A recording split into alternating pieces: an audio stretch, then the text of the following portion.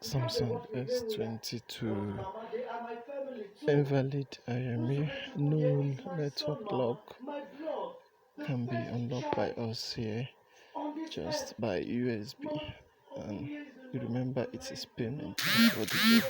After you send payment, all security patch is supported, all bits, all Android version is supported. So just send payment to us. If it is showing 000 in the IME section, if it is known, if it is showing invalid SIM card, if it is showing unknown network or doesn't recognize SIM, just send us a DM. Our number is under this video. Connect you by USB redirector this way, and we do the job in our own back end, and your phone will be unlocked permanently forever. Our price is affordable and it is market best price.